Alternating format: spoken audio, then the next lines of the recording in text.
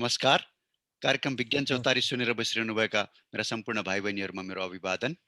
भाइ बहिनीहरूलाई थाहै छ, कार्यक्रम विज्ञान चौतारी हरेक बुधबार बिहान 8:15 देखि 8:45 रेडियो खप्तड आवाज 97.7 बाट प्रसारण हुने गर्छ र यसको पुनः प्रसारण शनिबार बेलुका 8 बजे खप्तड हाइलाइट्स पछि पनि सुन्न सकिन्छ र यसबाहेक देशका अन्य एफएमहरूबाट पनि यो कार्यक्रम प्रसारण हुन्छ। म प्रस्तोता विष्णु प्रसाद जोशी, म भाइ बहिनी समक्ष यो विज्ञान चौतारी कार्यक्रम लिएर हरेक हप्ता उपस्थित हुन्छु। म अमेरिकाको युनिभर्सिटी अफ म्यासाचुसेट्समा विज्ञानमा विद्यावारिधि गर्दैछु र म यही कलेजमा पढाउँछु पनि। मेरो घर चाहिँ खप्तर छान्ना 5 पिठा तला हो, खप्तर राष्ट्रिय निकुञ्जको फेदैमा। भाइ बहिनीहरूलाई थाहै छ, हामी कार्यक्रम विज्ञान चौतारीमा विज्ञानका आधारभूत अवधारणाहरूको बारेमा चर्चा गर्छौँ र ती अवधारणाहरूको दैनिक जीवनमा कस्तो काम छ, के काम लाग्छ, ती अवधारणाहरूको प्रयोग उपयोग दैनिक जीवनमा प्रविधि विकास गर्न कसरी हुन्छ भन्ने चर्चा गर्छौँ र बेला बखतमा नेपाली मूलका वैज्ञानिकहरूसँग पनि हामी कुरा गर्छौँ। र त्यसै क्रममा आज हामीसँग हुनुहुन्छ नेपालबाट जोडिनु भएको माइक्रोबायोलोजिस्ट, मेडिकल माइक्रोबायोलोजिस्ट डाक्टर राजा गुरुङ। डाक्टर त भइसक्नु भएको छैन के अरे, प्रयासरत हुनुहुन्छ। राजाजी, यहाँलाई स्वागत छ कार्यक्रममा। नमस्ते विष्णु जोशी दाई। म राजा गुरुङ, एमएससी मेडिकल माइक्रोबायोलोजिस्ट, हजुर त्रिभुवन युनिभर्सिटीबाट मैले मास्टर्स सकाएको हुँ हजुर र मेरो घर नुवाकोट जिल्ला बागमती अञ्चलमा पर्छ हजुर र हाल म तिलगङ्गा आँखा हस्पिटलमा कार्यरत छु। हजुर तपाईँको धेरै राम्रो एकाडेमिक र तपाईँको होइन मेडिकल क्षेत्रको दुईटा संयोजन छ। तपाईँको राम्रो अनुभव छ, हामी त्यो कुराहरू चर्चा गर्नेछौँ र चाँडै तपाईँको पनि डक्टर भएको सुन्न पाइयोस् केही वर्षमा, है त, त्यही छ हाम्रो इच्छा। धन्यवाद। हजुर, आज हामी चर्चा गर्नेछौँ भाइ बहिनीहरू। भाइ बहिनीलाई थाहै छ, हामी गत हप्तादेखि जीव विज्ञानको चर्चा सुरु गरेका छौँ र त्यसै अन्तर्गत आज हामी मानवीय प्रणालीहरू, विशेष गरी स्नायु प्रणाली र ग्रन्थि प्रणालीको चर्चा गर्नेछौँ। अब भाइ बहिनीहरू, हाम्रो मानव शरीरलाई हेर्दाखेरि, यसको बनोटलाई हेर्दाखेरि हाम्रो सबभन्दा पहिला त कोशिकाहरू हुन्छन्, होइन? एउटा तपाईँको एक कोशीय जीवहरूमा त त्यो कोशिका नै उहाँहरूको सबै हो, त्यो जीवहरूको सबै हो। सम्पूर्ण खाना खानेदेखि लिएर सबै कुरा एउटा कोशिकाले नै गर्छ। तर हाम्रो शरीर, हामी चाहिँ बहुकोशीय जीव हुनाले हाम्रोमा चाहिँ कोशिकाहरू हुन्छन्। जसरी तपाईँको एउटा जिल्लामा चाहिँ एउटा देशमा तपाईँको गाउँपालिका छन्, त्यसपछि जिल्ला छ, त्यसपछि तपाईँको प्रदेश छ, त्यसपछि देश छ। त्यसरी नै हाम्रो शरीरको विभाजन पनि कोषहरू, कोशिकाहरू मिलेर एउटा टिस्यु तन्तु बन्छन्, तन्तुहरू मिलेर ग्रन्थि बन्छन्, ग्रन्थिहरूले तपाईँको एउटा प्रणालीलाई साथ दिएका हुन्छन् र ती सबै प्रणालीहरू मिलेर हामी बनेका हुन्छौँ, होइन? यसको बारेमा अलिकति भाइ बहिनीहरूलाई भनिदिनुहोस् न राजाजी। यो चाहिँ हाम्रोमा यस्तो हाम्रो ग्रन्थिहरू प्रणालीहरूको बारेमा अलिकति भाइ बहिनीहरूलाई भनिदिनुहोस्। तपाईँको अब जीवनको सुरुवात हाम्रो कोषबाट हुन्छ। हजुर कुनै पनि जीवनको सुरुवात हजुर अब कोषहरू मिलेर तन्तुहरू बन्छन्, हजुर तन्तुहरू मिलेर हाम्रो अङ्गहरू हजुर मिलेर चाहिँ अब एउटा अङ्गको एउटा प्रणालीहरू बन्छन्। हजुर अब हाम्रो शरीरमा विभिन्न अङ्ग प्रणालीहरू छन्। हजुर अ, तपाईँको मांसपेशी प्रणाली, त्यसै हजुर गरी अस्थिपञ्जर प्रणाली, हजुर श्वास प्रश्वास प्रणाली, रक्त हजुर सञ्चार प्रणाली, हजुर ग्रन्थि प्रणाली, हजुर त्यसै गरी प्रजनन प्रणाली। प्रणाली, हजुर अ, यस्तो हजुर खालको प्रणालीहरू हुन्छ। अब हजुर यसरी चाहिँ अब एकदमै हाम्रो शरीर चाहिँ एकदमै कम्प्लेक्स कम्प्लेक्स भन्नुको मतलब चाहिँ जटिल। जटिल हजुर हजुर अ, प्रकारको अङ्ग प्रत्यङ्ग र हजुर प्रणालीहरूबाट चाहिँ हाम्रो शरीर चाहिँ निर्मित भएको हुन्छ, निर्मित र सञ्चालन भइरहेको हुन्छ। भाइ बहिनीलाई सञ्चालित थाहै छ पनि हो, हुन्छ। हामी उम्, रातमा खाना खाएर सुत्छौँ, होइन? हाम्रो शरीरले चाहिँ पाचन प्रणालीले त्यसलाई पचाइरहेको हुन्छ, त्यहाँबाट हामीलाई शक्ति ऊर्जा प्रदान गर्छ। त्यस्तै गरी हाम्रो रक्त सञ्चार प्रणाली पनि चलिरहेकै हुन्छ, होइन? यी विभिन्न उम्, प्रणालीहरू चल्न रोकिने हो भने त हाम्रो हामी होइन जीव पनि हामी पनि हाम्रो प्राण पनि रोकिन्छ, होइन? त्यसैले गर्दा यी सबै प्रणालीहरूको आफ्नै स्थान छ र मुख्यतः हामी आज चाहिँ दुईटा प्रणालीको चर्चा गर्नेछौँ भाइ बहिनीहरू। नर्भस सिस्टम र एन्डोक्राइन सिस्टम भनिन्छ, होइन? जसलाई चाहिँ स्नायु प्रणाली र ग्रन्थि प्रणालीको चर्चा गर्नेछौँ। त्यस्तो किनभने स्नायु प्रणाली चाहिँ तपाईँको यी विभिन्न बाँकी प्रणालीहरूबाट आउने संश्लेषित कुनै पनि सूचनाहरूलाई हाम्रो शरीरको दिमागमा पुग्छ र त्यहाँ यसलाई प्रशोधन गरेर कस्तो खालको चाहिँ प्रतिक्रिया दिने भनेर दिमागले निर्धारित गरेर त्यहाँ गर्छ हैन। जस्तै तपाईको कहीँ काँडा बिज्यो भने तपाईलाई दुखेको अनुभव हुन्छ, त्यसले तपाईँ काँडाबाट आफ्नो खुट्टालाई हातलाई पर लानुहुन्छ हैन। यी सबै कुराहरू चाहिँ तपाईको यी सबै प्रणालीहरू काहीँ न काहीँबाट दिमागसँग जोडिन्छन् र हाम्रो शरीरले कहिलेकाहीँ मैले भने सूचनाको संश्लेषण गर्नलाई विभिन्न हार्मोनहरू अथवा विभिन्न त्यो त्यस्ता रसायनहरू शरीरमा निकाल्नुपर्ने हुन्छ र त्यसको माध्यमबाट चाहिँ यो सूचना सम्प्रेषित हुन्छ हैन। त्यसको लागि चाहिँ यो ग्रन्थि प्रणाली चाहिँ त्यसमा चाहिँ सहयोग गर्छ। ग्रन्थि प्रणालीले विभिन्न ग्रन्थिहरूबाट यी हार्मोनहरू निस्किने र यसरी सूचनाको संचार हुने गर्छ शरीरभित्र। त्यसैले आज हामी दुईटा प्रणालीको चर्चा गर्नेछौँ। ल पहिलो हामी स्नायु प्रणालीको चर्चा गरौँ। राजाजी, स्नायु प्रणालीको चाहिँ विभाजन विस्तृत रूपमा गरिन्छ दुई प्रकारको भनेर हैन, मुख्य रूपमा। त्यो भाइ बहिनीहरूलाई ती प्रकारहरूको बारेमा भनिदिनुहोस् न स्नायु प्रणालीका।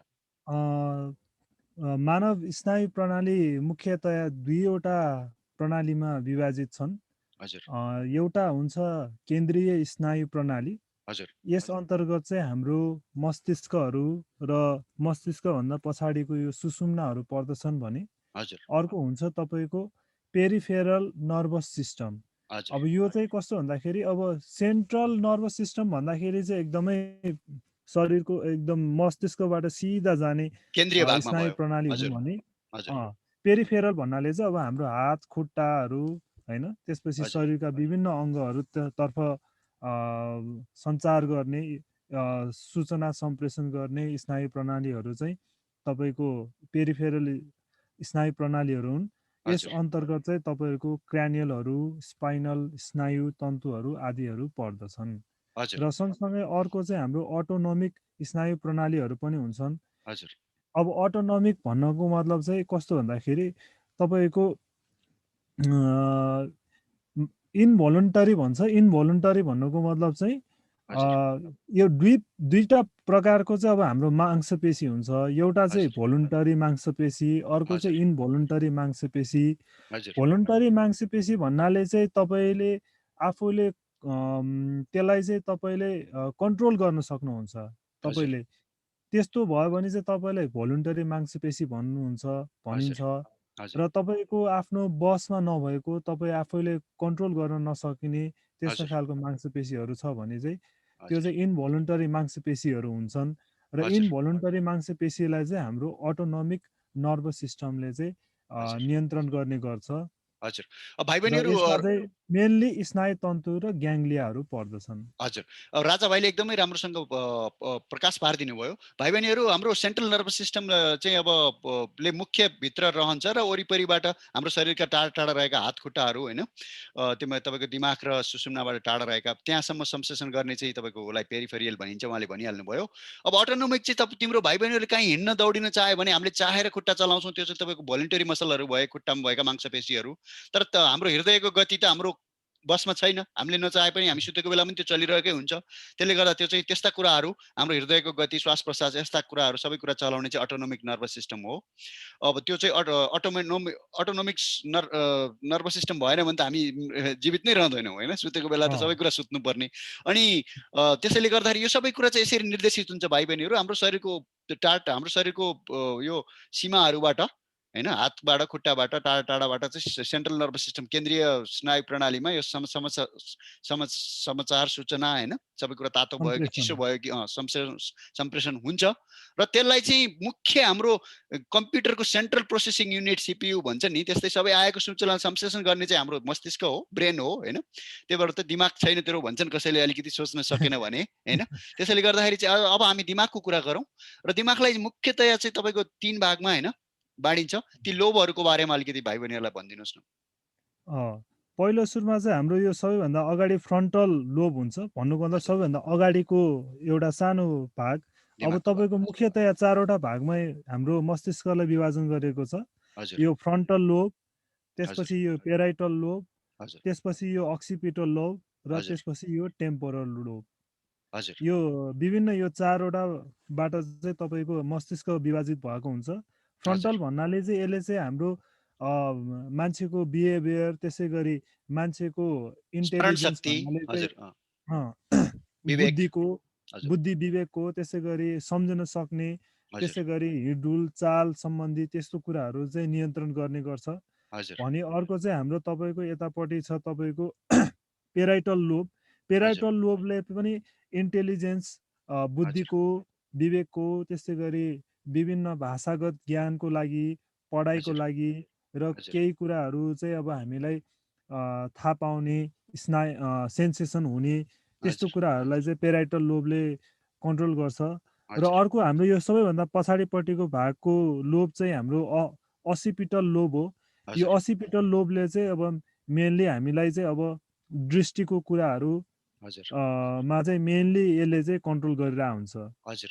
र जुन अप्टिक नर्भ भनिन्छ होइन, तपाईँको हाम्रो आँखाबाट चाहिँ तपाईँको बनेको बिम्बलाई चाहिँ होइन, तपाईँको त्यहाँ दिमागको पछिल्लो भागमा गएर चाहिँ त्यसलाई संश्लेषण गर्छ होइन, हामीलाई एउटा दृश्यको रूपमा देखाउँछ होइन। हजुर। एकदम एकदम धन्यवाद राजाजी, तपाईँले राम्रोसँग व्याख्या गरिदिनु भयो। भाइ बहिनीहरू यसरी बुझौँ, हामीलाई एउटा देशको एउटा राजधानी छ मानौ, त्यहाँ चाहिँ तपाईँको सूचना तथा सञ्चार मन्त्रालय छ, तपाईँको गृह मन्त्रालय छ होइन, त्यसरी चाहिँ तपाईँको विभाजन गरिएको छ होइन, सबै कुरा एउटैले व्यक्तिले गर्न सक्दैन, त्यसैले चाहिँ तपाईँको कार्य विभाजन गरिएको हुन्छ। त्यसरी दिमागको पनि विभिन्न भागहरूबाट विभिन्न कुराहरूको सूचनाको संश्लेषणलाई चाहिँ जस्तै सञ्चारभित्र पनि तपाईँको रेडियो छ, टेलिभिजन छ होइन, तपाईँको बाँकी बाँकी कुरा अन्य कुराहरू छन्, त्यसैले टेलिफोन। गर्दाखेरि चाहिँ त्यसरी नै हजुर।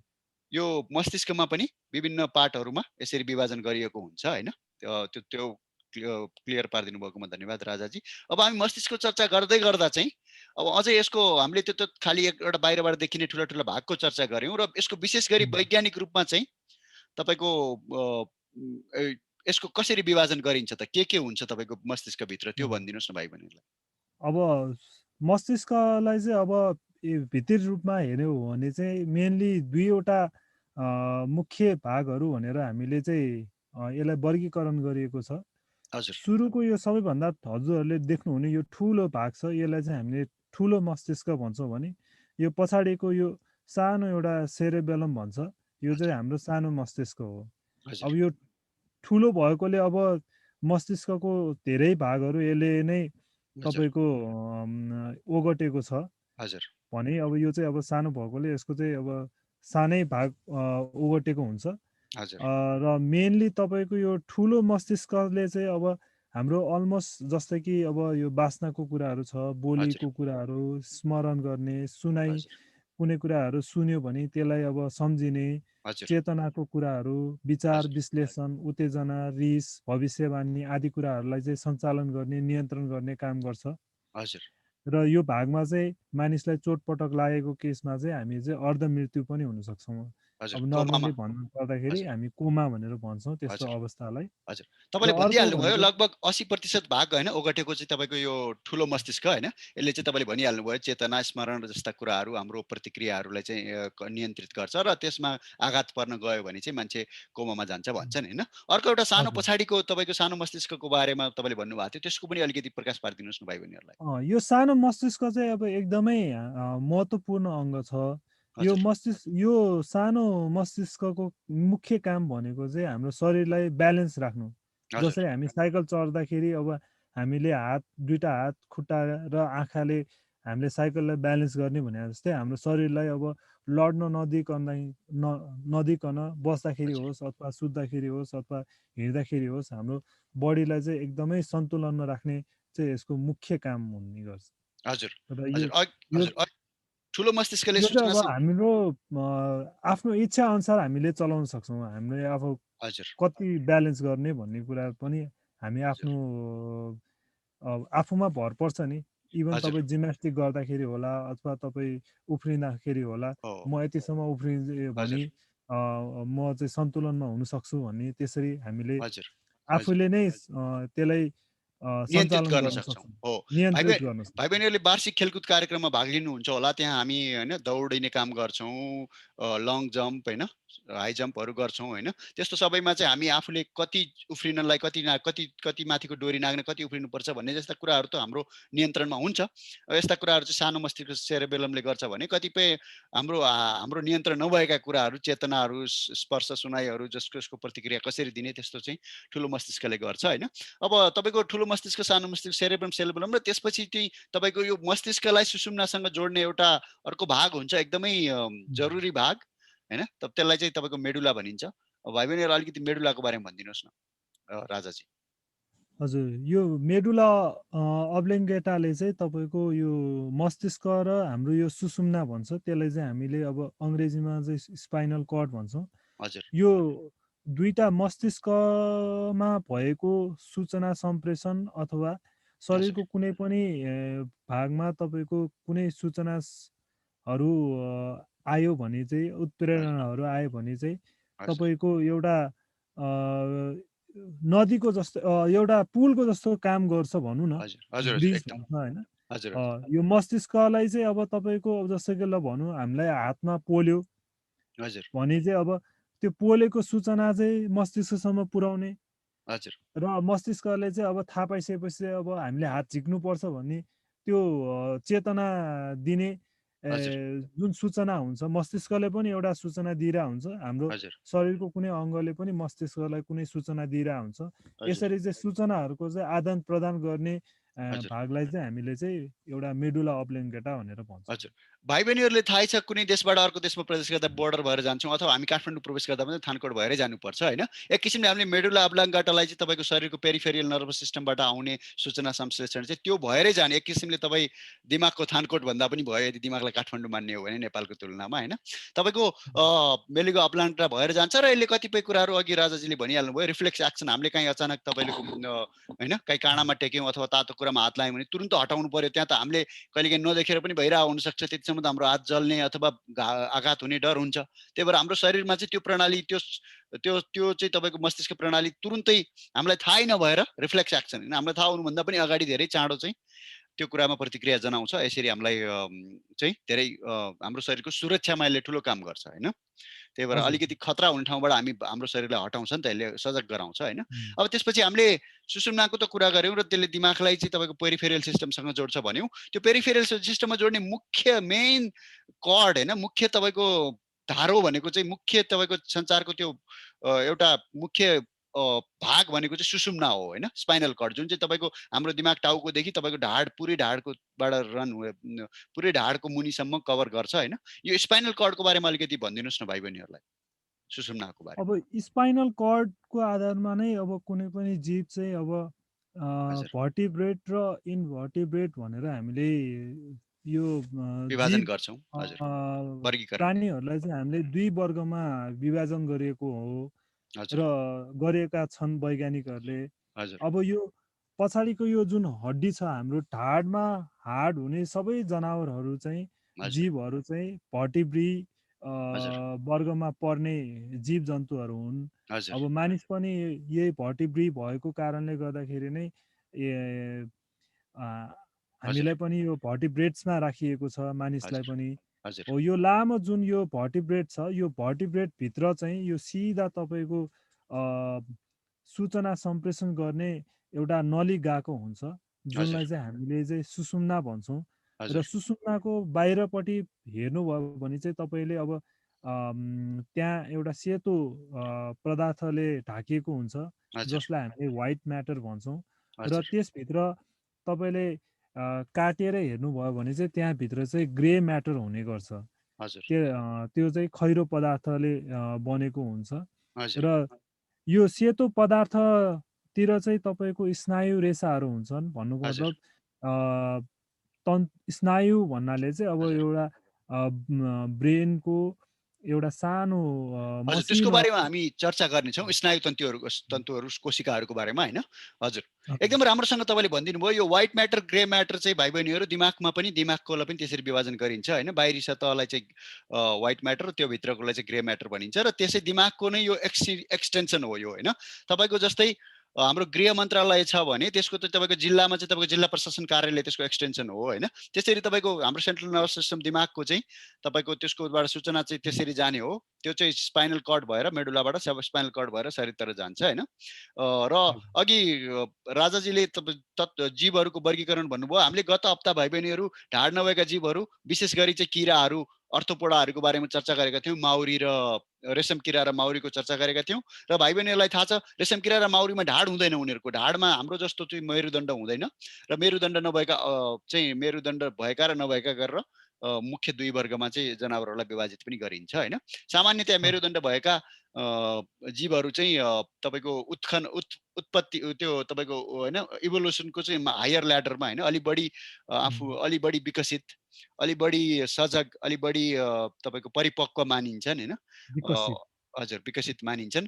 अब त्यसको बारेमा चर्चा गर्ने छ हामीले। अब भाइ बहिनीहरू यहाँ चाहिँ दिमागकै कुरा गर्दैछौँ होइन, मस्तिष्क र सुषुम्ना यसकै कुराहरू गर्दै गर्दा चाहिँ अब हामीले भाइ बहिनीहरूलाई भन्यौँ कि हाम्रो केन्द्रीय स्नायु प्रणाली छ र वरिपरि हाम्रो पेरिफेरियल होइन तपाईँको स्नायु प्रणाली छ। वरिपरिबाट आएको समाचार जसरी हामीले खुट्टाले कहीँ काँडामा टेक्यौँ भने त्यो चाहिँ तपाईँको शरीरमा त त्यो तपाईँ त्यो कहीँ टेकेको अथवा तातो छोएको त समाचार त जानु पर्यो।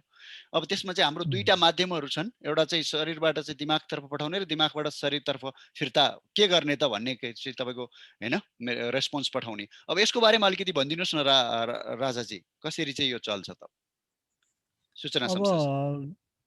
यसमा चाहिँ मेनली दुईवटा स्नायुहरूले काम गर्ने गर्छ। पहिलो यो जुन देख्नु भइरहेछ यो ला एफरेन्ट भनेर, यो ला एफरेन्ट भन्नुको मतलब चाहिँ सेन्सरी स्नायु पनि भनिन्छ यसलाई चाहिँ। यसले चाहिँ के गर्छ भन्दाखेरि तपाईँको अब कुनै पनि उत्तेजना चाहिँ तपाईँको शरीरको कुनै अङ्गमा, जस्तै कि ल तपाईँलाई पोल्यो अथवा काँडाले खोच्यो होइन, अथवा कोही केही तपाईँले तातो अथवा चिसो वस्तुलाई छुनुभयो भने त्यसको सूचना चाहिँ तपाईँको मस्तिष्कसम्म लिएर जाने एउटा बाटो चाहिँ तपाईँको सेन्सरी स्नायु हुन् भने। त्यसै गरी तपाईँको दिमागले पनि त्यो सूचनालाई अब सम्प्रेषण गरिसकेपछि अब मलाई तातो भयो कि चिसो भयो कि अथवा घोच्यो कि पोल्यो कि होइन पीडा भयो कि अथवा आनन्द महसुस भइरहेछ भन्ने त्यस्तो केही ब्रेनले थाहा पाइसकेपछि चाहिँ त्यो सूचना चाहिँ तपाईँको फेरि अब जुन अङ्गमा चाहिँ त्यो क्रिया भएको हो त्यसको प्रतिक्रिया अथवा त्यसको खबर पुर्याउने काम चाहिँ तपाईँको एफरेन्ट मोटर न्युरोनले गर्छ। हजुर, भाइ बहिनीहरूलाई थाहै छ हाम्रो रेडियो नेपाल, नेपाल टेलिभिजनहरू छन् होइन, एउटा सरकारका सञ्चारका माध्यमहरू। अब मानौँ हाम्रो गाउँघरमा केही बाढी गयो अथवा केही आपदा आयो अथवा अरू केही राम्रो कुरा पनि भयो पनि, कुनै जात्रा भयो भने पनि त्यो समाचारको संश्लेषण गरेर होइन तपाईँको काठमाडौँ अथवा तपाईँको चाहिँ प्रदेशको राजधानीमा पुर्याइन्छ र त्यहाँ चाहिएको सहयोग के छ त होइन, त्यहाँबाट फेरि फिर्ता आउँछ होइन। त्यसरी चाहिँ तपाईँको एउटा कुनै पनि राज्य चल्ने त्यसरी चलेको हुन्छ। त्यस्तै गरी हाम्रो शरीरमा पनि यो स्नायु प्रणाली पनि त्यस्तै हो। कुनै ठाउँमा हामीलाई होइन कहीँ आगोले पोल्यो अथवा कहीँ घोच्ने कुरामा हामीले टेक्यौँ भने अब त्यो समस्या सूचना त जानु पर्यो, दिमागमा जान्छ होइन। त्यसलाई एफरेन्ट सेन्सरी न्युरोनको सञ्जालबाट त्यसरी दिमागमा जान्छ र त्यहाँबाट दिमागले चाहिँ ल यो चाहिँ घातक छ शरीरलाई भन्ने खालको बिच प्रेषित गरेर त्यसलाई त्यहाँबाट तुरुन्तै हटाउनु भन्ने आदेश दिन्छ। हामीलाई थाहा हुनुभन्दा अगाडि नै हामीले हटाइसकेका हुन्छौँ होइन। अघि हामीले रिफ्लेक्स एक्सनको कुरा गऱ्यौँ, त्यो कुरा चाहिँ मेडुला अब्लाङ्गाटाले चाहिँ कन्ट्रोल गर्छ होइन। अब यो चाहिँ तपाईँको यो हामीले सूचना संश्लेषण हुन्छ त भन्यौँ तपाईँको होइन, जो तपाईँको जहाँ क्रिया भइरहेछ र प्रतिक्रिया दिमागले दिने, यो सबैलाई जोड्ने बिचमा भएका यी कोशिकाहरू, अघि तपाईँले अलिकति न्युरोन भन्नुभएको थियो।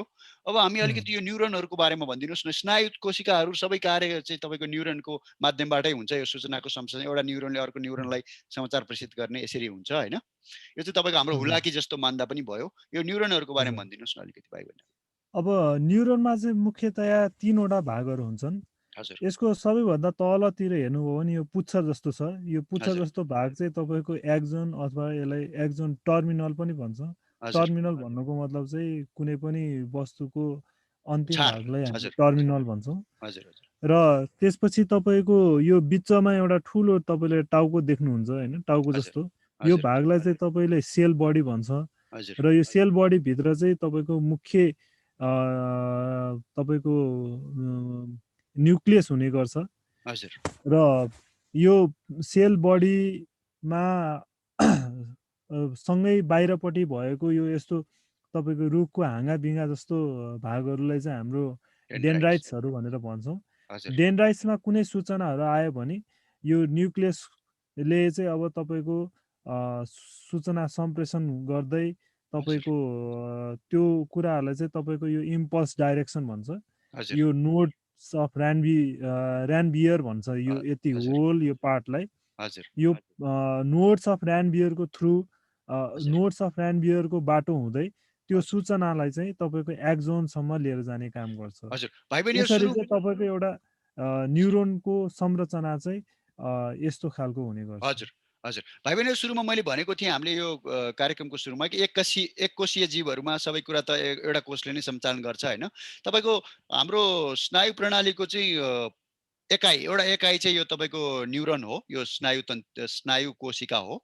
र राजाजीले भन्नुभयो जस्तै यसमा तपाईँको होइन सेल बडी मुख्य, त्यो चाहिँ तपाईँको हाम्रो स्नायु प्रणालीसँग कम्पेयर गर्ने हो भने तपाईँको दिमाग, ब्रेन, मस्तिष्कलाई चाहिँ तपाईँको सेल बडी भन्दा पनि भयो। एक्जन भन्ने जुन चाहिँ तपाईँको त्यसले चाहिँ सेल बडीलाई चाहिँ तपाईँको टर्मिनल होइन, एक्जन टर्मिनलसँग तपाईँको पुछारसँग जोड्नेलाई चाहिँ एक्जन भनिन्छ, त्यसलाई मेडुला भने पनि भयो। र यो तपाईँको इम्पल्स डिरेक्सन जाने नोड्स अफ रेन्डमियर जो जोडिएर उहाँले भन्नुभयो, त्यसलाई हाम्रो ढाडसँग पनि तुलना गरे पनि हुन्छ होइन भाइ बहिनीहरू। अनि डेन्ड्राइट्स भन्ने शब्द चाहिँ कहाँबाट आउँछ भने ल्याटिनमा डेन्ड्री भनेको चाहिँ रुख जस्तो हो। डेन्ड्रन भन्ने शब्द चाहिँ तपाईँको बायोलोजीमा धेरै प्रयोग हुन्छ होइन। इभन केमिस्ट्रीमा पनि तपाईँको डेन्ड्रिमर, यदि रुख जस्तो हाँगाबिगा भएर चाहिँ फैलिने कुनै पनि मोलिक्युल होइन, कुनै पनि कुनै पनि तपाईँको यौगिकलाई त्यसरी भनिन्छ। अब यो त भयो तपाईँको स्नायु कोशिकाको कुरा। र यो स्नायु कोशिका एक आपसमा जोडिएर तपाईँको दिमागदेखि हाम्रो सुषुम्ना हुँदै होइन तपाईँको चाहिँ हाम्रो पेरिफेरल नर्भस सिस्टमसम्म सबैतिर जाने गर्छन्। र यो सूचनाको चाहिँ तपाईँको इम्पल्स डिरेक्सन होइन, कताबाट सूचना सम्प्रेषित हुने, एउटा साइनाप्सिस पनि भनिन्छ होइन। एउटा न्युरोनबाट अर्को न्युरोनलाई चाहिँ प्रेषित गर्ने, एकअर्कामा यी डेन्ड्राइट्सबाट जोडिएका हुन्छन्।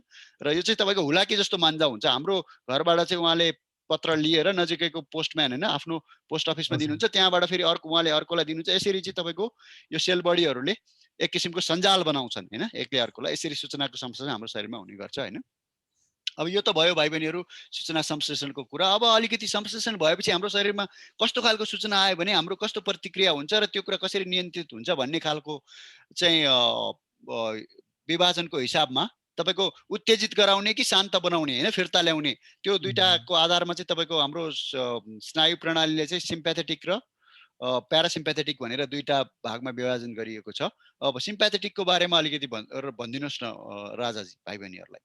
अब सिम्प्याथेटिक नर्भस सिस्टमले चाहिँ तपाईँको मेनली तपाईँको कुनै पनि हाम्रो शरीरको अङ्गहरूको कार्यलाई गति बढाउने काम गर्छ भने प्यारासिम्प्याथेटिक नर्भस सिस्टमले चाहिँ तपाईँको हाम्रो शरीरको कुनै पनि अङ्गको कार्यको गतिलाई चाहिँ अब फेरि पुनः साधारण अवस्थामा ल्याउन मद्दत गर्छ। जस्तो कि सिम्प्याथेटिकको एउटा मैले तपाईँहरूलाई उदाहरण भन्नु पर्दाखेरि हामी एकदम दौडेको बेलामा अथवा हामी डराएको बेलामा अथवा हामी रिसाएको बेलामा के हुन्छ त भन्दाखेरि हाम्रो मुटुको धड्कन बढिरहेको हुनसक्छ, श्वास प्रश्वासको गति बढ्ने काम गर्छ। भन्नुपर्दा त्यतिखेर चाहिँ हाम्रो यो सिम्प्याथिक नर्भस सिस्टमले चाहिँ काम गरिरहेको हुन्छ भने अब तपाईँ अब शान्त भएर बस्नुभयो, सुत्नुभयो होइन, त्यस्तो बेलामा चाहिँ तपाईँको प्यारासिम्प्याथेटिक नर्भस सिस्टमले काम गर्छ। र त्यतिखेर चाहिँ हाम्रो अब यदि हाम्रो मुटु चाहिँ अब एकदमै बेसरी धड्किरहेको थियो भने त्यसपछि चाहिँ अब यो सिम्प्याथिक नर्भस सिस्टमले काम गरिसकेपछि चाहिँ हाम्रो मुटुको धड्कन कम हुने अथवा श्वास प्रश्वासको गति चाहिँ अब सामान्य अवस्थामा आउने त्यस्तो काम चाहिँ अब प्यारासिम्प्याथीले गर्ने गर्छ। हजुर भाइ बहिनीहरू सुन्नुभयो होला, हामी स्वस्थ रहनको लागि तपाईँको चाहिँ व्यायामहरू गर्नुपर्ने हुन्छ र होइन, त्यसपछि तपाईँको आराम पनि त्यत्तिकै चाहिन्छ होइन। तपाईँले चाहिँ निरन्तर व्यायाम गरिरहनु भयो भने तपाईँको शरीर थाक्ने हुन्छ र धेरै चाहिँ तपाईँको त्यसलाई होइन आघातपूर्ण जान्छ। तपाईँले निरन्तर कुनै पनि कार्य गरिरहनु भयो भने, त्यही भएर तात्छ होइन, तपाईँको एउटा इन्जिनलाई पनि त धेरै तताएपछि त तात्छ, त्यसलाई रेस्ट दिनुपर्ने हुन्छ। त्यस्तै गरी हाम्रो शरीरलाई पनि कुनै पनि कुरा चाहिँ गरिरहन सक्दैन होइन, कुनै पनि उत्तेजित भएर सधैँ त रहिरहन सक्दैन। कहिलेकाहीँ डर लाग्ला, कहिलेकाहीँ दौडिनु पर्ला, त्यो सबै ठिक छ, तर त्यसपछि फेरि शान्त पनि हुनुपर्ने हुन्छ हो। त्यसैले त्यो उत्तेजित गर्ने समग्रमा भन्नुपर्दा हाम्रो शरीरलाई कुनै पनि कुरालाई बढी क्रियाशील बनाउने, उद्वेलित गर्ने होइन, उत्प्रेरित गर्ने काम चाहिँ तपाईँको सिम्प्याथेटिक नर्भस सिस्टमले गर्छ होइन। त्यस अन्तर्गतको चाहिँ तपाईँको हर्मोनहरू, त्यस अन्तर्गतको प्रणालीहरूले गर्छ। र त्यो भइसकेपछि एकचोटि हामी दौड्यौँ, अब अवस्था शान्त हुनु पर्यो, त्यसपछि चाहिँ तपाईँको प्यारासिम्प्याथिक नर्भस सिस्टम आउँछ, जसले तपाईँको हृदयको गतिलाई ढिला गराउँछ होइन, श्वास प्रश्वासलाई ढिलो बनाउँछ। यसरी चाहिँ तपाईँलाई रिल्याक्स गर्ने, शान्त बनाउने काम गर्छ। यसरी चाहिँ हाम्रो शरीरमा चाहिँ क्रियाशीलता र आरामको पनि चाहिँ तपाईँको विभाजन सन्तुलन गरेको हुन्छ होइन, यो दुईटा सिस्टमले, सिम्प्याथेटिक र प्यारासिम्प्याथेटिकले। अनि अब यी सबै कुराहरू त हामीले अहिलेसम्म तपाईँको सूचना संश्लेषणको कुरा गऱ्यौँ, उद्वेलित हुने कुरा गऱ्यौँ र त्यसपछि शान्त हुने कुरा गऱ्यौँ। यी सबै कुराहरू हुनको लागि हाम्रो शरीरभित्र जस्तै तपाईँ फोनबाट कुरा गर्दा तपाईँको टावर लागेन भन्छौँ हामी होइन, सञ्चार हुनलाई त टावर चाहियो। त्यसरी तपाईँको सूचना सञ्चारका लागि रेडियोको लागि पनि स्टेसन हुन्छ होइन। त्यसरी चाहिँ हाम्रो शरीरको चाहिँ यो सूचना संश्लेषणको लागि चाहिँ तपाईँको अर्को एउटा ग्रन्थि प्रणाली पनि यो सँगै स्नायु प्रणालीसँगै एकदमै जोडिएर काम गरेको हुन्छ। अब हामी अलिकति त्यसको बारेमा चर्चा गर्नेछौँ। सामान्यतया तपाईँको ग्रन्थि प्रणालीमा चाहिँ हाम्रो शरीरमा दुई किसिमका मुख्य ग्रन्थिहरू हुन्छन्। तपाईँको चाहिँ होइन डक्ट भएका र डक्टलेस भएका, ती दुईटा चाहिँ तपाईँको ग्रन्थिहरूको बारेमा भनिदिनुहोस् न राजाजी, भाइ बहिनीहरूलाई। अब हाम्रो शरीरलाई अब अहिले भर्खरै हाम्रो विष्णु सरले भनिसक्नु भयो कि अब हाम्रो दुईटा ग्रन्थि प्रणालीमा चाहिँ हाम्रो दुई प्रकारको ग्रन्थि प्रणाली हुन्छन्। एउटा चाहिँ नलीहीन ग्रन्थि र एउटा चाहिँ नलीविहीन ग्रन्थि। यो हाम्रो एक्जोक्राइन भन्नुको मतलब चाहिँ नलीविहीन ग्रन्थि हुनु भने इन्डोक्राइन भनेको चाहिँ नलीहीन ग्रन्थि हुन् भन्नुको मतलब यो हाम्रो एक्जोक्राइन ग्रन्थिमा चाहिँ अब हाम्रो नली हुँदैन भन्नुको मतलब कुनै एउटा ग्रन्थि हुन्छन्। त्यो ग्रन्थिले चाहिँ सोझै के गर्छ भन्दाखेरि तपाईँको कुनै पनि केमिकल्स, अब साधारणतया ग्रन्थि प्रणालीमा चाहिँ हामीले चाहिँ त्यो केमिकललाई चाहिँ हामीले हर्मोन भनेर भन्छौँ। हर्मोन भनेको चाहिँ अब कुनै पनि ग्रन्थि प्रणालीले निकाल्ने एउटा केमिकललाई हामीले हर्मोन भन्छौँ, जुन हर्मोनले चाहिँ हाम्रो सम्पूर्ण शरीरको मा भएको अङ्ग प्रत्यङ्गहरूले गर्ने कार्यलाई चाहिँ नियन्त्रित गरिरहेको हुन्छ। त्यो केमिकल चाहिँ तपाईँको एउटा हुन्छ।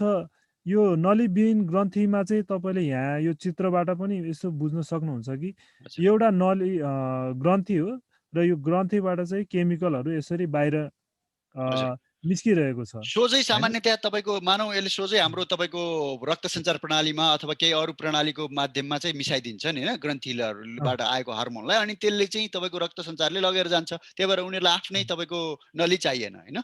त्यस्तै गरी तपाईँ हाम्रो पसिना आउने चाहिँ तपाईँको यो त्यस्ता ती तपाईँको स्वेटिङ ग्ल्यान्डहरू छन्, त्यसको चाहिँ आफ्नै सानसानो नली हुन्छन्, छिद्रहरू, जसको थ्रु चाहिँ पसिना आउँछ हामीलाई धेरै गर्मी भयो भने होइन, चिसो बनाउनुको लागि होइन। त्यसरी चाहिँ तपाईँको इन्डोक्राइन र एक्जोक्राइन भनेर दुईटामा विभाजित गरिन्छ। जसको चाहिँ नली हुन्छ तिनीहरूलाई चाहिँ तपाईँको होइन इन्डोक्राइन भनिन्छ, र जसमा नली हुँदैन, जसले सिधै तपाईँको उसमा राख्छन् त्यसलाई चाहिँ एक्जोक्राइन भनिन्छ। अब यी ग्रन्थिहरूको चर्चा गर्दै गर्दा चाहिँ एउटा जसरी हामी शरीरको चाहिँ सबै प्रणालीहरूलाई चाहिँ तपाईँको दिमागले होइन, हाम्रो सेन्ट्रल नर्भस सिस्टमले चाहिँ कन्ट्रोल गर्छ भने, यसरी नै हाम्रो सबै ग्रन्थिहरूलाई पनि सबै ग्रन्थिहरूलाई एउटा हेर्ने एउटा अर्को मास्टर ग्ल्यान्ड पनि भनिन्छ होइन, जसलाई चाहिँ तपाईँको घरमा हुने घरमौली भने जस्तै यो पनि अब सम्पूर्ण यो ग्रन्थि प्रणालीको चाहिँ अब एउटा नाइके ग्रन्थि हुन्छ, जसलाई चाहिँ हामीले पिट्युटरी ग्रन्थि भनेर भन्छौँ। यसले चाहिँ मुख्यतया उत्प्रेरक हर्मोन र वृद्धि हर्मोन, ग्रोथ हर्मोन निकाल्ने काम गर्छ। यो ग्रोथ हर्मोनको कारणले गर्दा नै अब मानिसको अब शारीरिक मानसिक विकास वृद्धि हुने गर्छ। र यो ग्रन्थिबाट चाहिँ हर्मोनहरू धेरै निस्किएको खण्डमा चाहिँ अब जस्तै कोही मान्छेहरू एकदमै ठुलो अग्लो भएको हुन्छ, अथवा यो हर्मोन चाहिँ एकदमै कम निस्क्यो भने चाहिँ कोही मान्छेहरू चाहिँ एकदम पुड्को पनि भएको देख्नुहुन्छ। यो भन्नुको मतलब चाहिँ अब यो ग्रन्थिबाट निस्किने हर्मोन चाहिँ अब एकदम सन्तुलित हुनुपर्छ, धेरै पनि निस्किनु भएन, थोरै पनि निस्किनु भएन। त्यो ग्रन्थिहरूको बारेमा, निस्किने हर्मोनहरूको सन्तुलनको बारेमा हामी पछि पनि चर्चा गर्नेछौँ। भाइ बहिनीहरू, हामीले यहाँनिर चाहिँ मास्टर ग्ल्यान्ड भनेर पिट्युटरी ग्रन्थि, जो चाहिँ हाम्रो दिमागको भित्र रहेको हुन्छ होइन। अघि हामीले तपाईँको दिमागका विभिन्न पार्ट, विभिन्न होइन भागहरूको बारेमा चर्चा गरेका थियौँ, र हाम्रो मस्तिष्कको भित्रपट्टि होइन तपाईँको त्यो सानो एउटा पिट्युटरी ग्ल्यान्ड हुन्छ, आकारमा एकदमै सानो हुन्छ ग्रन्थि, र यो चाहिँ तपाईँको इन्डोक्राइन हो। यसले चाहिँ आफ्नो ग्रोथ हार्मोन, अघि राजाजीले भन्नुभयो जस्तो हाम्रो ब्लड होइन रक्त सञ्चार प्रणालीबाट तपाईँको शरीरको हरेक ठाउँमा सम्प्रेषित गर्छ, र जहाँ चाहिँ तपाईँको यदि तपाईँको मसल होइन तपाईँको चाहिँ मांसपेशी वृद्धि हुनु छ भने त्यहाँसम्म पुग्छ र त्यसरी वृद्धि हुने गर्छ। वृद्धि बाहेक यसले तपाईँको बाँकी थाइरोइडहरू अरू कुरामा पनि यसले गर्ने हुनाले यसलाई मास्टर ग्ल्यान्ड भनिन्छ। सबै ग्रन्थिहरूको यो चाहिँ मुख्य ग्रन्थि जस्तो हो। र अरू ग्रन्थिहरू यसपछि अब अरू ग्रन्थिको पनि हामी अलिकति चर्चा गरौँ।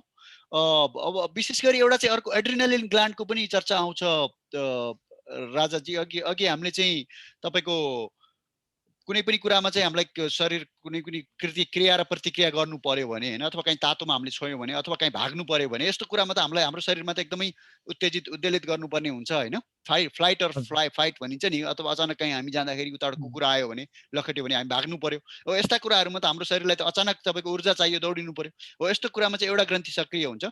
त्यसको बारेमा अलिकति भनिदिनुहोस् भाइ बहिनीहरूलाई। हजुर।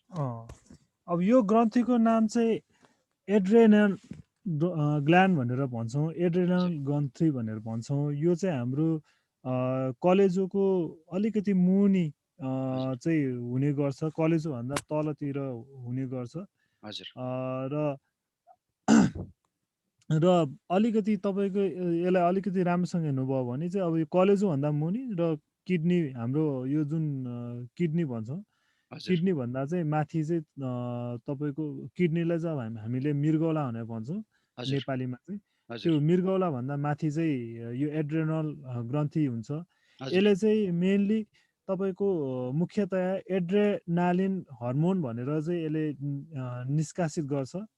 र यो हर्मोनको चाहिँ मुख्य काम चाहिँ अहिले भर्खरै हाम्रो विष्णु दाजुले भन्नुभएको जस्तै, अब यो हर्मोन चाहिँ धेरै निस्क्यो भने चाहिँ के हुनसक्छ त भन्दाखेरि तपाईँको रक्तचापहरू बढ्न सक्छ होइन। त्यसैगरी कम भइदियो भने चाहिँ अब जति निस्किनु पर्ने हो त्यति निस्किएन एड्रेनालिन हर्मोन, अब त्यतिखेर चाहिँ शरीर कमजोर हुने, त्यसै गरी हामीलाई रक्तचाप चाहिँ कम हुने, चिनी अब जस्तै कि शरीरमा चाहिँ चिनीको मात्रा कम हुने, वाकवाकी लाग्ने, त्यस्तो समस्याहरू हुने गर्छ। हजुर, यसले चाहिँ हाम्रो उद्वेलित गर्ने, उत्तेजित गर्ने र तपाईँको तयार राख्ने होइन, एलर्ट राख्ने कामहरू गर्ने हुनाले एड्रिनालिनलाई चाहिँ भाइ बहिनीहरू अङ्ग्रेजीमा पनि, अङ्ग्रेजी भाषा बोलीचालीमा पनि ह्याभ सम एड्रिनालिन होइन। एड्रिनालिनको चाहिँ तपाईँको रस हाम्रो शरीरभित्र बढी, एड्रिनालिन जोस बढी, जाँगर बढी भयो भने ओहो त्यसकोमा एड्रिनालिन बढी छ पनि भन्ने गरिन्छ होइन। सामान्यतया यो कुरा एकदमै सबैले बुझेकै कुरा हो। एड्रिनालिन चाहिँ हामीलाई उद्वेलित गर्ने र कुनै पनि तपाईँको आपतकालीन चाहिँ क्रियाहरूको लागि हाम्रो शरीरलाई तयार बनाउँछ होइन। अचानक बढी चाहिँ तपाईँको ब्लड सुगरलाई चाहिँ तपाईँको चाँडै मेटाबोलाइज गरेर होइन, पाचन गरेर बढी शक्ति दिनु पर्यो भने, हामीलाई भाग्नु पर्यो भने, त्यस्तो कुराको लागि चनाखो बनाउँछ, तयार बनाउँछ होइन। एड्रिनालिन अघि राजाजीले भन्नुभयो जस्तै तपाईँको कलेजोको मुनि हुन्छ। भाइ बहिनीहरूलाई अलिकति कलेजोको कुरा गरौँ। कलेजो हाम्रो शरीरको सबैभन्दा ठुलो एउटा अङ्ग हो होइन, धेरै ठुलो हुन्छ र त्यसमा सबै त्यो खानाको सबै त्यो सामान्यतया तपाईँले खाएको औषधिहरू सबै कुरा पहिलोचोटि कलेजोमै जाने गर्छ होइन। यो कलेजो आफैमा ग्रन्थि चाहिँ होइन, यो चाहिँ तपाईँको अङ्ग हो होइन। अङ्ग र ग्रन्थीको अघि हामीले चर्चा गरेका थियौँ भाइ बहिनीहरू। एउटा ग्रन्थीहरू मिलेर अङ्ग बन्ने गर्छ र त्यो अङ्ग प्रणाली बन्ने गर्छ होइन। अब यो अलिकति एउटा एउटा एउटा एउटा अङ्ग अङ्ग अङ्ग पनि होइन, ग्रन्थी हो, तर अङ्ग जस्तो झुक्किने एउटा चाहिँ हाम्रो जहिले पनि यो चर्चा गर्दाखेरि चाहिँ लिभर पछि प्याङ्क्रियसको चर्चा आउँछ होइन।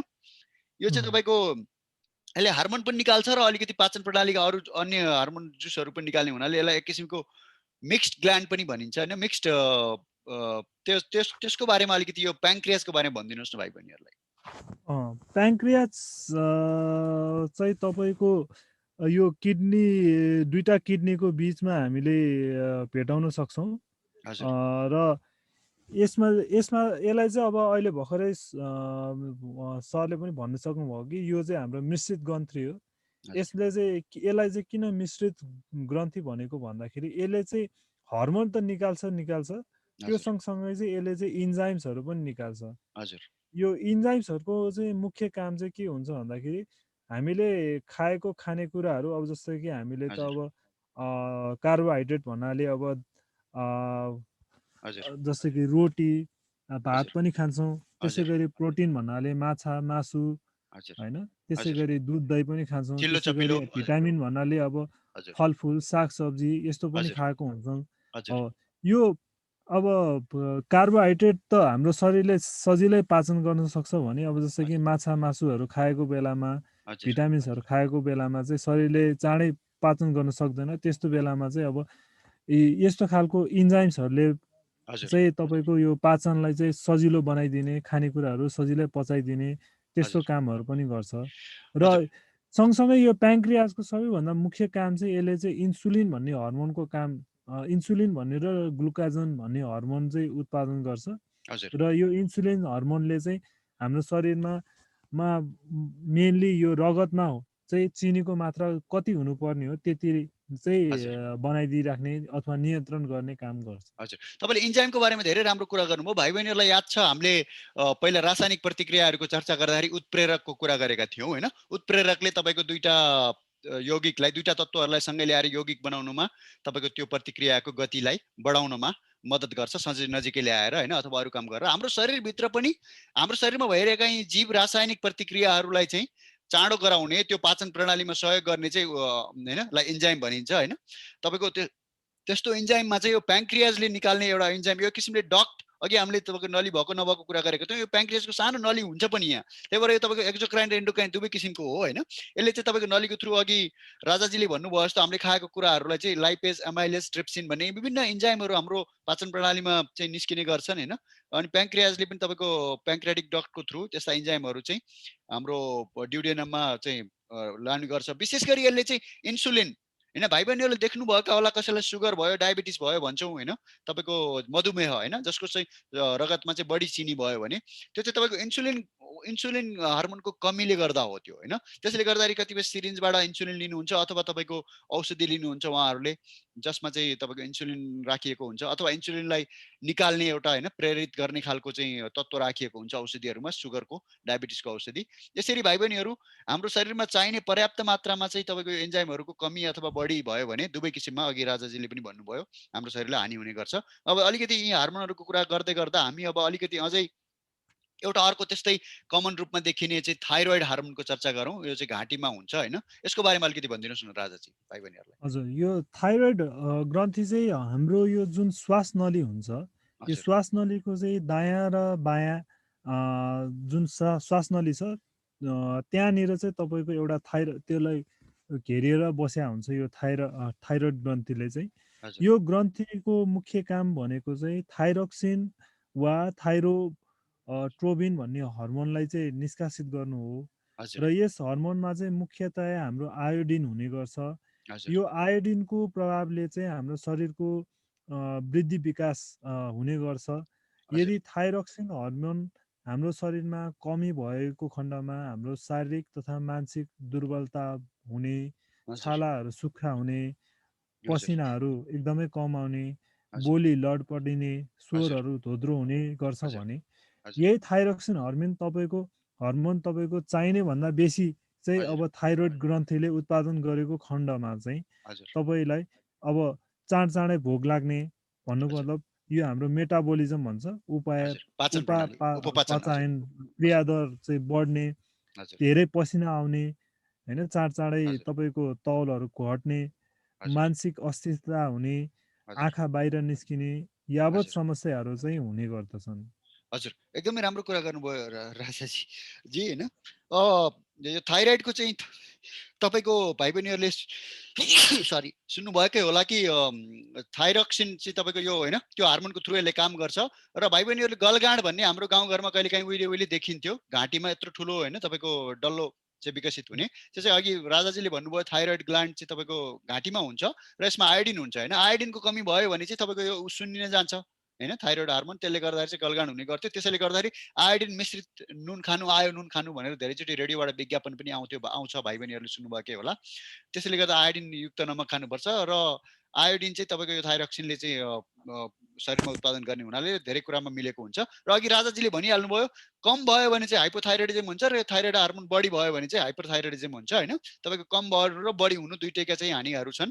तर आजकल यो थाइरोइड हार्मोन चाहिँ तपाईँको आजकलको यो बायोलोजी जीव विज्ञान यति विकसित भएको छ कि तपाईँको यो हार्मोनलाई तपाईँको प्रयोगशालामा पनि होइन वृहत उत्पादन गर्न सकिन्छ। र तपाईँलाई कम भएको छ भने धेरै दिन सकिन्छ, धेरै भएको छ भने यो हार्मोनलाई कम गर्ने चाहिँ तपाईँको रोक्न सक्ने रसायनहरूको पनि विकास भएको छ र त्यसरी नै तपाईँको डक्टरले तपाईँलाई औषधि दिने गर्छ। र यहाँनिर हाइपोथाइरोइडिजममा जसलाई चाहिँ थाइरोइड हार्मोनको कमी छ जसको शरीरले चाहिँ पर्याप्त मात्रामा बनाउँदैन, जसरी हाम्रो तपाईँको इन्सुलिन चाहिँ कम बनाउनेहरूलाई हामीले डायबिटिसमा चाहिँ डायबिटिसको औषधि दिइन्छ, त्यसै गरी थाइरोइड पनि हाइपोथाइरोइड हुनुलाई थाइरोक्सिन इन्जाइम चाहिँ बाहिरबाट दिइन्छ होइन। त्यहाँनिर चाहिँ एउटा हाम्रो आजकलको नयाँ बायोलोजीको टुलमा चाहिँ हाम्रो राजा गुरुङजी त्यो क्षेत्रको हुनुहुन्छ। बायोटेक्नोलोजीले चाहिँ तपाईँको एकदमै यो कुरालाई एकदम बृहत उत्पादनमा सजिलो बनाएको छ। त्यो प्रक्रिया अलिकति भाइ बहिनीलाई भनिदिनुहोस् न कि यस्तो चाहिँ तपाईँको इन्जाइमहरू अथवा अरू कुनै जीव रसायनहरू कसरी चाहिँ प्रयोगशालामा बृहत उत्पादन गरिन्छ र त्यसलाई तपाईँको शुद्ध बनाएपछि फेरि शरीरमा खान मिल्ने गरी शुद्ध गरिन्छ होइन। यो प्रक्रियाको बारेमा यो बायोटेक्नोलोजीले चाहिँ तपाईँको मास प्रोडक्सन अफ इन्जाइम्सहरूको बारेमा अलिकति भाइ बहिनीहरूलाई भनिदिनुहोस् न राजाजी, तपाईँको अनुभवको आधारमा। यो बायोटेक्नोलोजीलाई चाहिँ हामीले नेपालीमा चाहिँ जैविक प्रविधि भन्छौँ। हजुर जैविक प्रविधि भन्नुको मतलब चाहिँ कुनै पनि जीवित वस्तुको प्रयोग र सँगसँगै कुनै पनि तपाईँको प्रविधिको प्रयोग।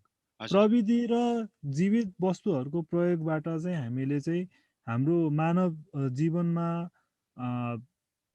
हाम्रो जीवन स्तर सहज पार्नको लागि अथवा हजुर दैनिकी सहज पार्नको लागि अथवा मानव स्वास्थ्यमा विभिन्न समस्याहरू हुन्छ, त्यो समस्यालाई चाहिँ निराकरण गर्नको लागि चाहिँ त्यस्तो प्रविधि प्रयोग गर्छ भने त्यसलाई हामी जैविक प्रविधि भनेर भन्छौँ।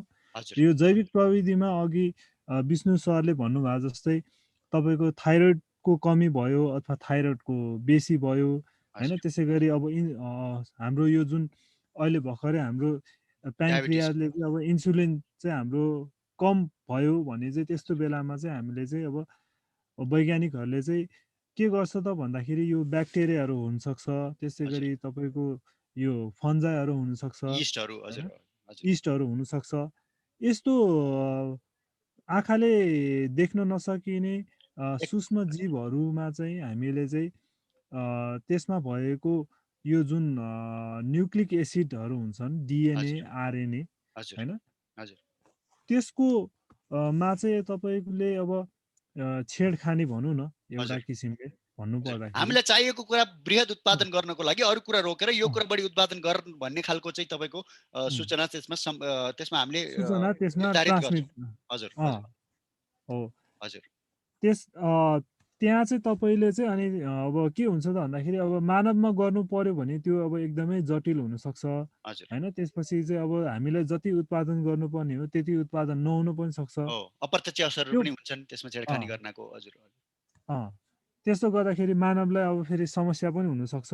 त्यो हजुर भएको कारणले गर्दाखेरि चाहिँ हामीले चाहिँ यस्तो सूक्ष्म जीवहरूलाई चाहिँ हामीले चाहिँ प्रयोगशालामा हजुर तपाईँको अब जस्तै कि अब इन्सुलिन हर्मोन चाहियो भने त्यो इन्सुलिन हर्मोन निकाल्न सक्ने गरेर हजुर चाहिँ हामी त्यो ब्याक्टेरियालाई चाहिँ हामीले चाहिँ प्रोग्राम गरिन्छ त्यसलाई भनौँ न। चाहिँ हजुर हजुर ग्रो गर्छौँ, ग्रोथ हजुर गर्छौँ हजुर होइन, उत्पादन गर्छौँ।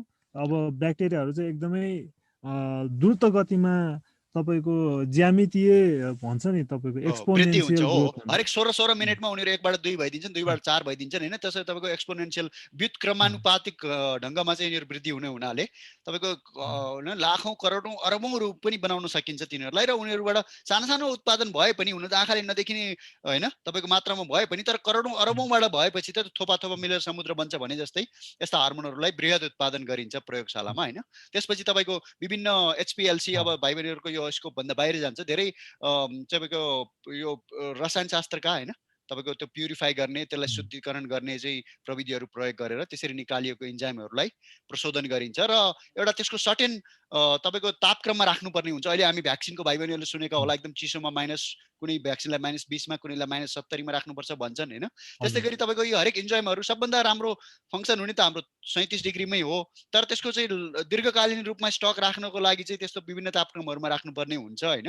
त्यसरी उत्पादन गरेपछि त्यस्तो जस्तो तापक्रममा राख्नुपर्ने हो त्यसको लागि उपयुक्त हुन्छ, त्यसमै राखिन्छ अनि त्यसपछि चाहिँ बृहत उत्पादन गरिन्छ। यसरी बायोटेक्नोलोजीले अब हाम्रो राजाजी मेडिकल माइक्रोबायोलोजीको विद्यार्थी हुनुहुन्छ। माइक्रोबायोलोजी बायोटेक्नोलोजी आजकल यो जीव विज्ञान, सूक्ष्म जीव विज्ञान यो सबै एकअर्कासँग जोडिएको छ भाइ बहिनीहरू र यो क्षेत्रमा ठुलो स्कोप छ।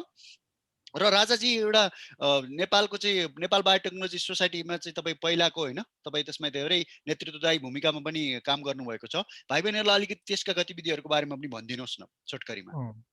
अब जैविक प्रविधि समाज यो चाहिँ हाम्रो समाज हो, सोसाइटी हो। हजुर एज अ यो गैर सरकारी सरकारी संस्थाको रूपमा चाहिँ तपाईँको इस्वी सम्वत 2007 मा चाहिँ स्थापित भएको एउटा सामाजिक संस्था हो हजुर र युवा वैज्ञानिकहरूद्वारा नेतृत्व गरिएको हजुर र यसमा सबै युवा वैज्ञानिकहरू चाहिँ तपाईँको स्वयंसेवक भएर यो हजुर क्षेत्रको विकास, यो क्षेत्रमा लाग्नुहुने सम्पूर्ण साथीभाइ, गुरुवर्गहरू र हजुर, यो पेसालाई अँगाल्नु भएका पेसाकर्मीहरूको हजुर, दैनिकी र उहाँहरूको कार्यक्षमताको विकास र हजुर, जीवन पद्धतिको मा अब मद्दत पुगोस् भनेर यो समाजको चाहिँ निर्माण गरिएको हो हजुर, 2007 इस्वी सम्वतमा। हजुर, र यसले चाहिँ विभिन्न कार्यक्रमहरू गर्दछन्, जस्तै कि हजुर, तपाईँको वैज्ञानिक सम्मेलन, सभा, हजुर, त्यसै गरी विभिन्न उपयोगी तालिमहरू, हजुर, त्यसै गरी विद्यार्थीहरू, त्यसै गरी हजुर, तपाईँको व्यापार व्यवसाय यो क्षेत्रसँग सम्बन्धित व्यापार व्यवसाय गर्नेहरूलाई उहाँहरूलाई चाहिने अब तपाईँको विभिन्न तालिमको कुराहरू होला। उहाँहरूलाई अब हजुर, नेटवर्किङ गराउनु पर्ने हुनसक्ला। हजुर, नेटवर्किङ भन्नुको सञ्जाल, मतलब चाहिँ हजुर, जस्तै कि हजुर, सञ्जाल। जस्तै कि अब विद्यार्थी हुनुहुन्छ भने विद्यार्थीको अब टिचरसँग सम्बन्ध नहुनसक्छ, हजुर, होइन? त्यसै हजुर, गरी टिचर हुनुहुन्छ भने तपाईँको उद्योगपतिसँग सम्बन्ध अ, नहुनसक्छ। हो, हो, हो, त्यसरी त्यो जो-जोको चाहिँ जो-जोसँग सम्बन्ध हो, हुनुपर्ने हो, जो जोसँग सञ्चार हुनुपर्ने हो, त्यो त्यसलाई चाहिँ हाम्रो यो बायोटेक्नोलोजी सोसाइटी अफ नेपालले चाहिँ जोड्ने काम गर्छ र हजुर, एक अर्काले गरेको काममा चाहिँ अब मद्दत पुर्याउने कामहरू गरिरहेछौँ। हजुर, र हजुर, सँगसँगै हामीले चाहिँ अब वैज्ञानिक खोजमूलक हजुर, लेखहरू हजुर, जसलाई हामीले रिसर्च आर्टिकल भनेर भन्छौँ, हजुर, त्यसलाई पनि हामीले चाहिँ नेपाल जर्नल अफ बायोटेक्नोलोजी भन्ने हजुर, इन्टरनेसनल्ली तपाईँको पियर रिभ्युड जर्नल भन्छ। यो चाहिँ हजुर, हामीले चाहिँ 2011 इस्वीसम्मदेखि हजुर, निरन्तर वर्षको 2 वटा इस्यु चाहिँ हामीले चाहिँ निरन्तर हामीले चाहिँ निकालिरहेको छौँ। हजुर, र अहिले चाहिँ हामी बायोटेक्नोलोजी सोसाइटी अफ नेपालले चाहिँ नेपालको आफ्नो संस्थाको चाहिँ तेस्रो ठुलो अन्तर्राष्ट्रिय वैज्ञानिक सम्मेलन गर्दैछौँ। हजुर, यसमा चाहिँ अब विभिन्न देशको वैज्ञानिकहरू चाहिँ यसमा सहभागी भएको छ। र हजुर, यसमा यो वर्षको चाहिँ अब यो अहिले अब हाम्रो फेब्रुअरी महिनामा चाहिँ हाम्रो चाहिँ यो सम्मेलन हुँदैछ। यो सम्मेलनमा चाहिँ मुख्यतया हाम्रो एकजना अस्ट्रेलियन वैज्ञानिक हुनुहुन्छ। हजुर, उहाँको पनि ल्याबमा चाहिँ उहाँले चाहिँ यो कोरोना विरुद्धको भ्याक्सिन उहाँको टिमले नै, हजुर, उहाँ एक्लैले सहकार्यमा, नभइकन हजुर, उहाँको युनिभर्सिटी र टिमले नै बनाउनु हजुर, भइरहेछ। हजुर, त्यसलाई चाहिँ अब कसरी आफ्नो कन्ट्रीमा र अरू देशमा पनि अब क्लिनिकल ट्रायलहरू गरेर हजुर, अथवा त्यसलाई चाहिँ अब धेरैभन्दा धेरै मान्छेलाई कसरी सहयोग पुग्न सकिन्छ भनेर चाहिँ उहाँ हजुर, निरन्तर लागि हजुर, परिराख्नु भएको छ। उहाँको हजुर, कामहरू चाहिँ को बारेमा चाहिँ हजुर, हामी यो पालो हजुर। चाहिँ जानकारी गराउने कोसिस धन्यवाद गरिरहेछौँ। Rajaji. Biotechnology society of Nepal होइन यसरी चाहिँ तपाईँको सञ्जाल निर्माणमा देश विदेशका वैज्ञानिकहरूसँग जोड्ने र वैज्ञानिक कुराहरूको चाहिँ सञ्चार गर्ने होइन तपाईँको यस्ता सम्मेलनहरू सभाहरू गर्ने भाइ बहिनीहरू। भोलि पर्सि विज्ञानमा हामीले केही कुरा पत्ता लगाएपछि तपाईँहरूलाई पनि यो जानकारीको लागि केही कुरा पत्ता लगाउनु भयो, केही कुरामा तपाईँले अन्वेषण गर्नुभयो भने त्यसलाई प्रकाशित गर्नुपर्ने हुन्छ। बाँकी वैज्ञानिक समुदायमा चाहिँ जानकारी होस् भन्नको लागि यस्ता कुराहरूको लागि जर्नल भनिन्छ, साइन्टिफिक जर्नल। अघि राजाजीले भन्नुभएको होइन बायोटेक्नोलोजी सोसाइटी अफ नेपालले चाहिँ तपाईँको त्यस्तो नेपाल जर्नल अफ बायोटेक्नोलोजी भन्ने पनि प्रकाशित गर्ने गर्छ होइन, वर्षमा 2 चोटि। अनि यसरी तपाईँहरूले वैज्ञानिकहरूसँग जोडाउने सञ्जाल गर्नुभएको छ। एक किसिमले देशको विज्ञान क्षेत्रमा राम्रो टेवा पुगेको छ। त्यसको लागि तपाईँ र तपाईँको टिमको लागि धेरै धेरै धन्यवाद राजाजी। र अब अन्त्यमा हामी एकचोटि आजका सबै चर्चा गरेका कुराहरूको सारांशको बारेमा चर्चा गरौँ। हामीले सुरुमा चाहिँ तपाईँको स्नायु प्रणालीबाट चर्चा गर्न सुरु गरेका थियौँ होइन। यसमा चाहिँ तपाईँले स्नायु प्रणालीका विभिन्न भागहरूको बारेमा भनेको थियौँ। त्यसको बारेमा अलिकति भाइ बहिनीलाई भनिदिनुहोस् न। सारांशमा भन्नुपर्दाखेरि चाहिँ अब हाम्रो स्नायु प्रणाली अन्तर्गत चाहिँ हाम्रो सुषुम्ना, मस्तिष्क र स्नायुहरू पर्दछन्। हजुर, हाम्रो मस्तिष्कलाई चाहिँ मुख्यतया 3वटा भागमा विभाजित गरिएको छ। हजुर, ठुलो मस्तिष्क, सानो मस्तिष्क र हजुर, मेडुला अब्लङ्गेटा। हजुर, र तपाईँको यहाँ चाहिँ तपाईँले एउटा तपाईँको एफरेन्ट र एफरेन्टको हाम्रो भनिदिनुहोस् न, एफरेन्ट र एफरेन्टको बारेमा। हजुर, हजुर, एफरेन्ट भन्नाले चाहिँ सेन्सरी स्नायु हुन्। यो एफरेन्टले चाहिँ के गर्छ भन्दाखेरि कुनै पनि हाम्रो शरीरको अङ्गमा कुनै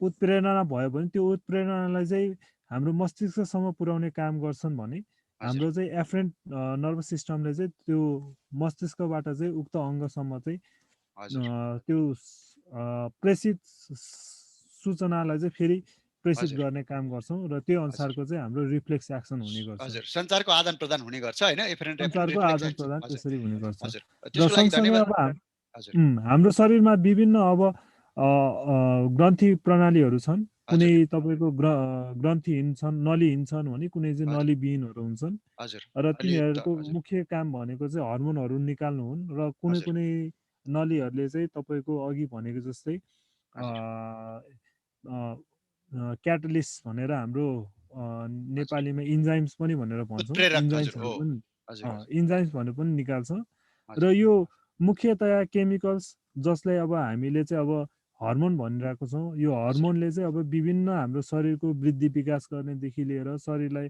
अब जस्तै कि शरीरमा अब रगतमा चिनीको मात्रालाई पूर्ति गर्ने अथवा कम हजुर भइरहेछ भने ठिक्कको मात्रा बनाइदिने अथवा बेसी भइरहेछ भने पनि ठिक्क मात्रा बनाइदिने त्यस्तो कामहरू पनि हाम्रो इन्सुलिनहरू सरी हर्मोनहरूले गर्ने गर्छ हजुर हजुर यिनलाई केमिकल र संवाददाता पनि भनिन्छ, रासायनिक संवाददाता होइन, अँ, किनकि तपाईँको अघि हामीले भन्यौँ शरीरले चाहिँ यो तपाईँको अघि हामी स्नायु प्रणालीमा चर्चा गऱ्यौँ होइन, कहीँ पनि तपाईँको क्रिया भयो भने त्यसको सूचना संसारमा दिमागमा जान्छ र दिमागले चाहिँ त्यो कस्तो प्रतिक्रिया दिने भनेर चाहिँ तपाईँको ग्रन्थि प्रणालीको माध्यमबाट होइन तपाईँको ग्रन्थिहरूले हार्मोन निकालेर केमिकल मेसेन्जर पनि यिनीहरूलाई भनिन्छ र यसरी चाहिँ तपाईँ हामीलाई उत्तेजित गर्ने अथवा त्यो चाहिएको लागि कुनै कुनै प्रतिक्रियाको लागि तयार बनाउने जस्ता कामहरू पनि गर्ने गर्छ होइन। र यो सबै कुरामा चाहिँ तपाईँको सिम्प्याथेटिक प्यारासिम्पेथेटिक नर्भस सिस्टम भनेका थियौँ। त्यसरी चाहिँ तपाईँको भाइ बहिनीहरू यो स्नायु प्रणाली र ग्रन्थि प्रणाली एकदमै एकअर्कासँग जोडिएको हुनाले आज हामीले सँगसँगै चर्चा गरेका हौँ होइन। र यसरी अहिले मुख्यतया हाम्रो विष्णु सरले अघि विभिन्न उदाहरणहरू दिनुभयो होइन। त्यो हजुर उदाहरणहरूलाई चाहिँ हजुरहरूले पढ्ने बेलामा चाहिँ त्यसलाई अब एकदम रिलेट गरेर पढ्नुभयो भने चाहिँ एकदमै सम्झिनुहुन्छ। जस्तै कि सरले हजुर अघि भन्नुभयो अब पोस्टम्यानको जस्तो काम गरिरहेको हुन्छ हाम्रो यो हजुर एफ्रेन्ट नर्भस सिस्टम र इफ्रेन्ट नर्भस सिस्टमले हजुर होइन। हजुर सँगसँगै अब तपाईँको अब न्युरोनमा चाहिँ तपाईँको अब के हुन्छ त भन्दाखेरि अब हाम्रो राज्य प्रणाली जस्तै हजुर तपाईँको मुख्यमा केन्द्र सरकार हुन्छ, हजुर त्यसपछि प्रदेश सरकार हुन्छ, हजुर त्यसपछि गाउँपालिका नगरपालिका भने हजुर जस्तै हो। हजुर यस्तो कुराहरूलाई चाहिँ हजुरहरूले चाहिँ अब एकदम रिलेट हजुर गरेर पढ्नुभयो भने पढ्ने घोक्ने मात्र नभइकन तपाईँलाई एकदमै लामो समयसम्म याद भइराख्छ र हजुर जाँचमा पनि तपाईँलाई अब एकदमै सजिलो हुन्छ। लेख्ने बेलामा हजुर बुझ्ने बेलामा सधैँ सधैँ सम्झिराख्नु हुने हुन्छ। हजुर एकदम एकदम धन्यवाद भाइ बहिनीहरू, तपाईँहरूलाई सहयोग मिलोस् भनेर नै हामी देश विदेशका नेपाली मूलका वैज्ञानिकहरू आएर यो विज्ञान चौतारी कार्यक्रम गर्ने गर्छौँ। र आज एकदमै समय दिइदिनु भयो, नेपाल बायोटेक्नोलोजी सोसाइटीको बारेमा पनि भनिदिनु भयो, त्यसका लागि धेरै धेरै धन्यवाद राजा गुरुङजी। तपाईँलाई आवश्यक परेमा जीव विज्ञानका अन्य ठाउँमा पनि हामी आमन्त्रित गर्ने नै छौँ। आइदिनु भयो, धेरै धेरै धन्यवाद। धन्यवाद सर।